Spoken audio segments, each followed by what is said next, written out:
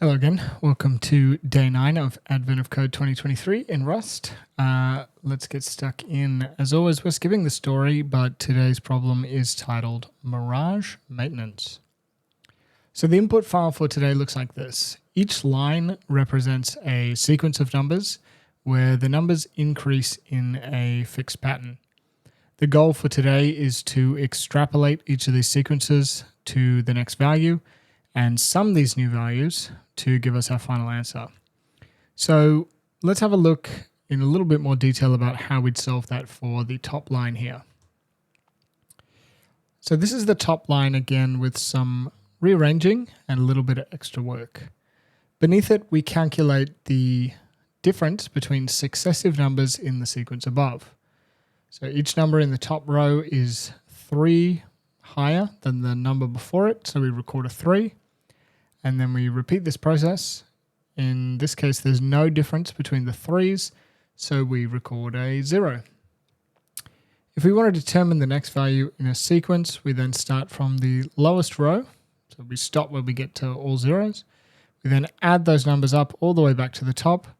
In this case, 0 plus 3 plus 15 gives us 18, and that would be the next value in the sequence. This example here, it's a little bit more complex. It takes 5 rows to get to the point where it's all zeros, but it all works the same way. So knowing that this is the process we need to implement, let's have a look at how we do this in code. As a reminder, all the code for this and every other day that I completed is in a public GitHub repository linked in the video description.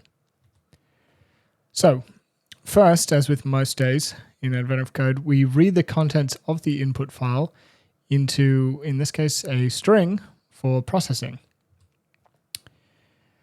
We then set up a variable called sum to store the final result, and we start reading through line by line, skipping any blank lines, and then parse each line by splitting it by spaces and parsing each of those splits as a 32-bit integer.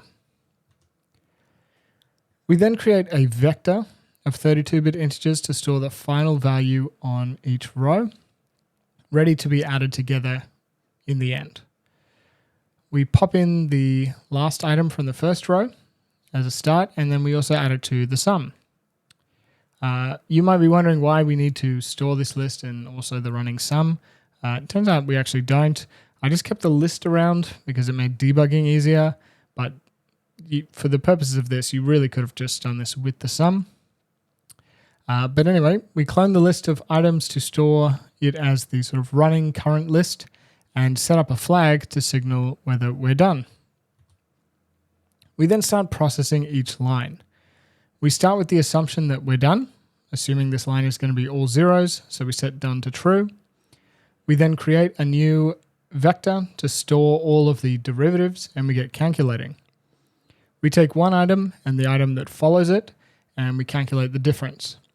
If we ever see a non-zero value, that means we aren't actually done, so we flip that flag, and then we store all the derivatives, and then once again, we add the last one we calculated to the list for debugging, and to the sum for actual answer generating purposes. Once we finish that loop, we're done. We have the final sum. The final answer is summed across all lines. We don't actually have to calculate the extrapolated value or store that anywhere because we don't really need it. We just need that final sum. And knowing that that next value is made up of the sum of all the different lines, we can just sum them together. So that's it for part 1. The final answer that we get there is 1930746,032. Now let's have a look at the differences for part 2. Part 2 is not actually all that crazy. It's just extrapolating backwards, so to find the previous value rather than the next one. So this is an example from before where we're looking at extrapolating, but instead of adding to the end of the sequence, we've added that 5 to the start. Let's look at how this changes the code. For part 2, we really only need to make one small change. When we're parsing the line and turning things into 32-bit ints, we just reverse the list. That's it.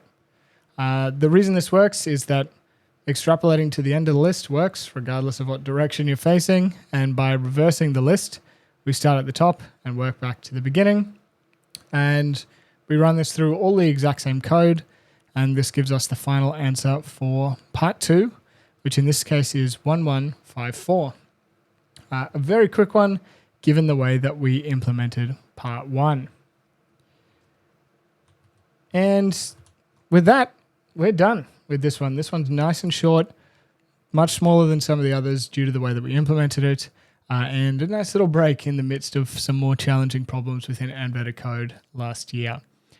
As always, I hope you found this one useful. If you did, consider a like and subscribe, all that good YouTube stuff. But otherwise, I will catch you in the next one. I'm Elliot, and I build stuff.